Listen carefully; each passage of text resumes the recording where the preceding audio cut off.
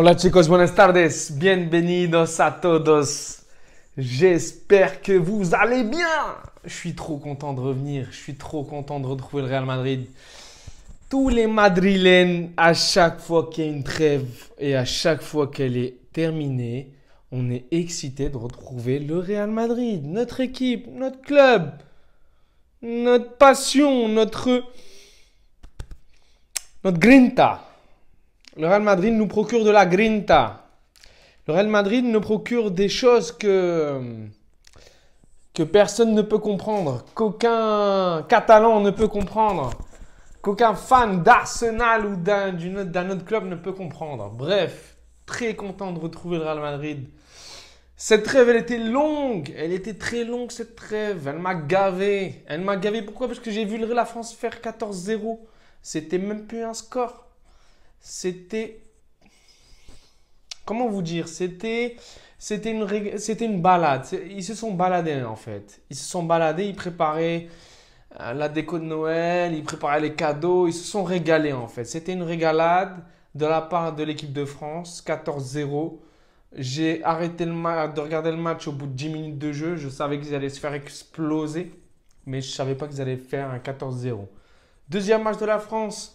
Qu'est-ce qui s'est passé? 2-2 à la Grèce. En tout cas, on va dire qu'ils ont bien fini le classement. Ils ont fini premier. Malheureusement, l'Argentine, ils m'ont rendu zinzin. Le lutin crétin.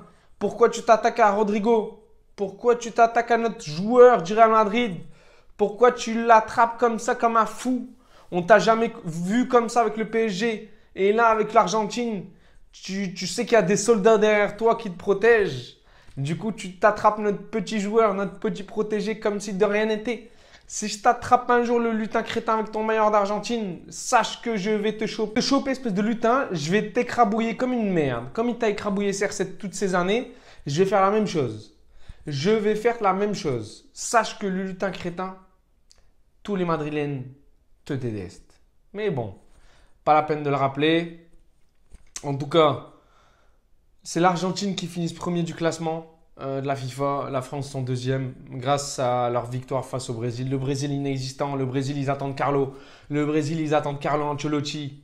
Ben ouais, logique. Quand tu vois l'équipe, l'effectif, tu te dis, oh, ils sont où les Ronaldinho, les Robinho, les Sbebinho? Ils sont où? Ils sont où? Il y a nada. Rodrigo, il était tout seul. Vini se blesse au bout de 15 minutes de jeu. Passeur pour Martinelli, mais au final, on a perdu beaucoup de joueurs durant cette trêve. Elle nous a tués. Elle nous a tués, cette trêve. Elle nous a atomisés. C'était même plus un bombardement. C'était un tremblement. C'était un tremblement de blessures. On a perdu Vini. On a perdu Bini. On a perdu tout le monde. On a perdu tout le monde. Modric, on l'a perdu durant le match. On a perdu Vini. On a perdu Militao. On a trop de blessures. Bellingham, c'était pas sûr qu'elle allait jouer. Mais au final, il a joué et il a marqué. Rodrigo, c'était pas sûr qu'elle allait jouer à cause de son problème de genou apparemment. Mais au final, il a joué et il a mis un doublé aujourd'hui face à Cadiz. Trop de blessures durant cette trêve. Il y a Gavi pour le Barça. Terminé, c'est même pas sûr qu'il joue l'Euro. Il y a qui encore? Il y a eu trop de blessures. Il y a eu trop de blessures. Haaland, mais bon, lui, il a joué. Il a marqué hier. Il y a eu trop de blessures durant cette trêve. Je pense qu'ils enchaînent trop les joueurs en fait. Les joueurs, ils enchaînent trop. Je pense qu'on devrait leur mettre des pauses. Trop de matchs nationaux, faut arrêter les conneries. La FIFA, ils sont en train de les exploiter. Tout ça pour gagner de l'argent dans leur gueule. Faut qu'ils arrêtent. C'est trop pour les joueurs. Les joueurs, ils se plaignent, mais personne ne les écoute. Au final, ils continuent à jouer comme des esclaves. Mais bon, c'est leur taf. C'est comme nous. On a notre taf. On est en train de charbonner tous les jours pour gagner un salaire de merde. Bon, bah c'est comme ça. La vie, elle est comme ça. Mais bon, chacun gagne pas comme il peut. En tout cas, cette trêve nous a tué, trop de blessures. Mais bon, on essaye de faire avec. Les joueurs de la Castilla, on a découvert aujourd'hui Gonzalo de la Castilla qui a joué 10-15 minutes. On a découvert Nico Paz un petit peu. Bof, lui, il n'y arrive pas. Mais bon, c'est pas assez en fait. Il a joué 4 minutes, c'est pas beaucoup. Mais bon, on a découvert quand même quelques joueurs aujourd'hui de la Castilla qui vont peut-être remplacer du coup. Ah ouais, on a perdu. J'ai failli oublier Kamavinga. Kamavinga, il s'est blessé. On a perdu Kamavinga, Tchouaméni. On n'a pas Vini.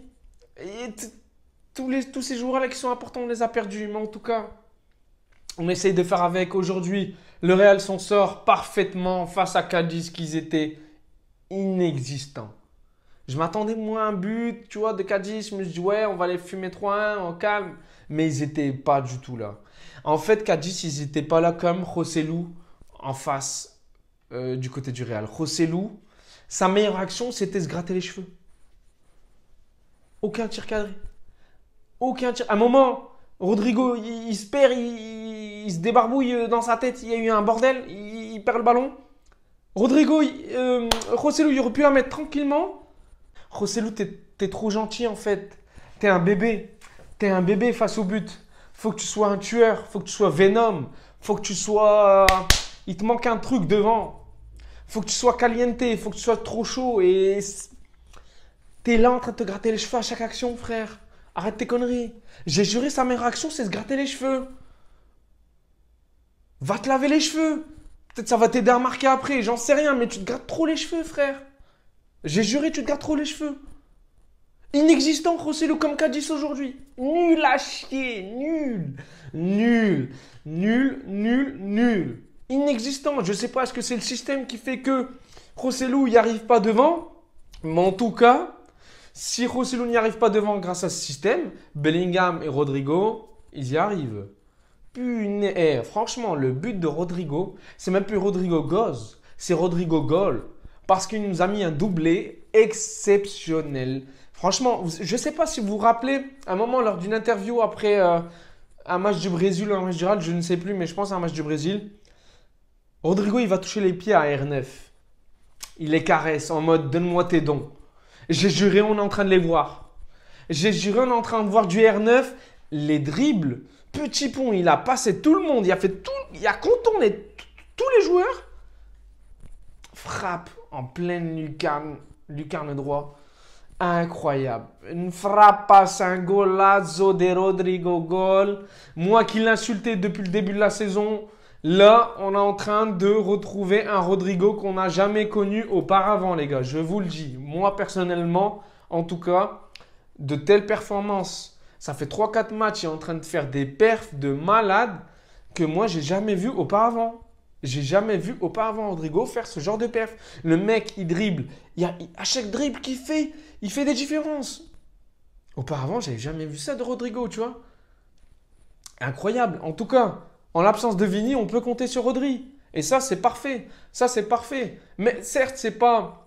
On attend plus de Joselu, mais bon... Heureusement qu'on a Rodrigo et Bellingham en fait, parce que même Bellingham, exceptionnel. La Vista Masterclass de Bellingham, les gars. Célébration. Eh ouais, Bellingham.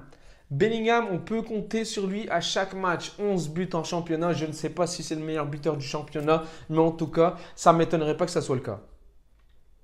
Il est à 15 buts, toutes compétitions confondues. L'année dernière, 14 buts au bout de 46 matchs, je crois. Et là, il est en train de réaliser sa meilleure perf à 20 ans, les gars. Bellingham, 20 ans. Quel investissement. Un investissement sur le long terme exceptionnel. Exceptionnel. En tout cas, 3-0. L'homme du match, c'est Rodrigo. 2 buts, une passe D. Rien à dire. Rodrigo, exceptionnel. C'est 2 buts où il dribble tout le monde. Même la finition, elle est incroyable. Je vous invite à regarder les 2 buts de Rodrigo. Vous n'allez pas les regretter, les gars. Je vous le dis vraiment. Si vous n'avez pas regardé le match, allez voir les 2 buts de Rodrigo. Exceptionnel. Même la finition de Bellingham du pied gauche.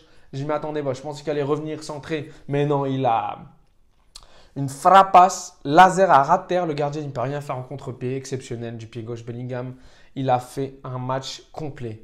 Un match complet. Que ce soit défensivement ou offensivement. Match complet. Vraiment. Il est en fait... Il est axial, mais en même temps, quand le Real attaque, il est plus au milieu axial. Quand le Real défend, il recentre sur le côté gauche, donc milieu gauche. Tactique à la Carlo, ça fonctionne bien. Franchement, ça fonctionne bien. En tout cas, pour l'instant, tout est parfait, tout est nickel. Cadiz, en fait, pour une reprise après la trêve, Cadiz, c'est parfait, quoi. La vérité, c'est parfait. Tu reprends en face à une équipe comme ça, éclatée au sol. 3-0, tu aurais pu mettre une manita clairement. Mais tu vois que vers les 20 dernières minutes, le Real faisait tourner, il ne voulait pas trop jouer, il voulait contrôler le match, clairement. Depuis le début, du début à la fin, le match était contrôlé de la part du Real, vraiment. C'était un match complet. Défensivement, Rudiger, exceptionnel, franchement. J'espère qu'il va continuer sur sa lancée parce qu'avec l'Allemagne, il est éclaté au sol. Mais après, bon, l'Allemagne, c'est catastrophique. Je ne vais pas en revenir là-dessus. Moi, quand je regarde les scores à chaque fois de l'Allemagne, je suis subjugué parce que je me dis, il est où l'Allemagne d'avant? C'est comme le Brésil, tu vois. L'Allemagne d'avant, il n'est plus là du tout. Alors que l'Allemagne, ils ont un meilleur effectif pour moi que le Brésil. Quand j'ai vu le banc du Brésil face à l'Argentine, je dis, oh, c'est quoi ça? C'est quoi ça, sérieux? C'est trop. Le Brésil d'avant n'est plus là. J'espère que Carlo il va faire du bon boulot parce que il a du boulot en fait. Donc, bon courage à Carlo si tu vas au Brésil. Mais défensivement, le Real, ils ont géré de ouf. Ils ont géré de ouf. Rudiger, il a trop géré. Nacho, capitaine exceptionnel. Carvajal, rien à dire. Il a géré offensivement, défensivement. Il était toujours là au contact, physique. Franchement, Carvajal, j'ai rien à dire. Depuis le début de la saison, il est exceptionnel. Vraiment. Il dribble, il défend. Et même, en fait, il est tout le temps là au contact. Il est agressif, comme Rudiger. Je pense que Carvajal, à côté de Rudiger, je pense que on découvre un Carvajal qu'on n'a peut-être pas connu auparavant aux côtés de Rudiger parce que je pense que Rudiger, il apporte cette agressivité-là à Carvajal. C'est mon avis. Je pense qu'il apporte quand même cette agressivité que Carvajal manquait auparavant. Après, il y a le brassard aussi qui l'aide, je pense aussi. Mais Militao Carvajal et Rudiger Carvajal, je préfère Militao Rudiger. Carvajal Rudiger pour l'instant parce que je pense que cette paire, elle fonctionne bien. Et pour l'instant, j'espère que ça va continuer comme ça, clairement, pour le coup. Et Nacho, il a géré en l'absence d'Alaba. Je pense qu'il faisait tourner avant Naples. Mendy, franchement, ça met son meilleur match de la saison pour l'instant. Mendy, propre, très propre. Aucune faute. Il a été offensivement, il a apporté beaucoup au niveau de ses dribbles. Il driblait à chaque fois, il n'a pas perdu de ballon. Donc Mendy, il a été très propre aujourd'hui. Meilleur match pour l'instant, sa meilleure perf de la saison pour l'instant. Donc Mendy, continue comme ça, mon grand. Mendy, continue parce que là, tu es en train de gérer, tu as fait un bon match. À suivre contre Naples parce que Naples, ça ne va pas être Cadiz, je te le dis tout de suite. Mais en tout cas, tu as fait un bon match. Défensivement, exceptionnel. Lunin. Kepa ou Lunin, les gars, j'ai un débat pour vous. Kepa ou Lunin? Kepa blessé, il va revenir contre Granada la semaine prochaine. Apparemment, Carlo, après le match, il a dit que ça va être Kepa qui va jouer le match contre Granada. Donc, à suivre, affaire à suivre. Affaire à suivre parce que je pense que le débat est très très serré, sachant que Lunin il fait des sacrés perfs, encore un clean sheet aujourd'hui. Donc là pour le coup, je ne sais pas quoi vous dire. Les Lunin pour l'instant il mérite de jouer. Lunin il mérite de continuer à être titulaire même si Kepa revient. Tu peux tester Kepa pour voir ce que ça donne, mais Lunin il est en train de prouver depuis quelques années ça n'allait pas parce que voilà il était remplaçant tout ça. Mais là je pense qu'il est en train de grandir mentalement et il est en train de prouver aussi qu'il peut être un vrai titulaire au Real Madrid. Donc, affaire à suivre. Affaire à suivre. Kepa, attention. Bon, Kepa, il est en prêt. Mais en tout cas, c'est bien de savoir que le Real a deux gardiens sur qui compter. Voilà. Là, pour le coup, Lunin, pour moi, il doit continuer à jouer même si Kepa, il revient. Affaire à suivre, les gars. C'est une question que je vous pose. Kepa ou Lunin, quel est votre avis là-dessus? J'attends vos commentaires. Mais en tout cas, pour moi, c'est Lunin qui mérite de continuer à jouer en l'absence. Et même quand Kepa va revenir, pour moi, Lunin mérite de jouer complètement. Donc, affaire à suivre. Lunin, je l'attends contre Naples. Parce que Osimhen, Kvaratskhelia et Politano, c'est pas Chris Morris et Marty, je sais pas quoi. Donc, affaire à suivre. Ça va être un bon test pour Lunin face à Naples. Ça va être un bon test. Affaire à suivre. En tout cas, défensivement, ils ont géré aujourd'hui. Au milieu, exceptionnel, Toni Stark ou Toni Kroos, j'en sais rien. Mais en tout cas, Toni, exceptionnel. En l'absence de Tchouaméni et Camavinga, au milieu, ils ont grave géré. En fait, ils alternaient entre Valverde et Kroos en 6. On ne savait pas qui était le vrai 6, mais en tout cas, ils alternaient entre les deux. Et ça marchait plutôt vraiment bien pour le coup. Le milieu, il y a grave géré Modric. Monsieur Loquita, Loquito, lo que quiero, Loquita. Modric, exceptionnel. Rien à dire. Modric, Dumbledore, Monsieur El Viejo, Monsieur el Mayor, c'est Monsieur Dumbledore, Luka Modric. Exceptionnel. Il a fait une perf, une première mi-temps incroyable. Deuxième mi-temps, il sort sur blessure. J'ai vu que c'était un peu une surcharge musculaire. J'espère qu'il sera là face à Naples. Mais en tout cas, s'il n'est pas là face à Naples, on a eu Ceballos, l'entrée de Ceballos. Moi, je kiffe ce joueur. Il a fait une différence exceptionnelle aussi. En fait, ses dribbles, Ceballos, comme il élimine ses joueurs, je kiffe. La vérité, je kiffe. Il est sale technique. Il élimine des joueurs facilement. Il a une bonne passe, il a une bonne vision de jeu, il a une vista. Donc, même si Modric n'est pas là, on sait que Ceballos peut être là pour le remplacer. Et ça, c'est super, tu vois. Donc, franchement, au niveau du milieu de terrain, on est full. On est full. Même si il nous manque un 6 comme Tchouaméni. Mais en tout cas, on sait qu'on peut compter sur Kroos en tant que 6 ou Valverde. Et ça, c'est parfait. Ça, c'est parfait. Au milieu de terrain exceptionnel, ils ont grave géré. Kroos, il y a eu quelques pertes de balles. Mais bon, c'est pas grave. Il a géré. Au niveau des récupérations de balles, Kroos, Modric, ils ont fait des récupérations de ouf.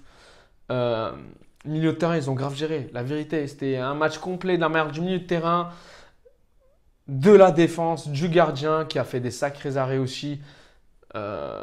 Qui étaient parfois, franchement, parfois, même il y a une action de Gomez, je crois, de Cadiz quand il est rentré.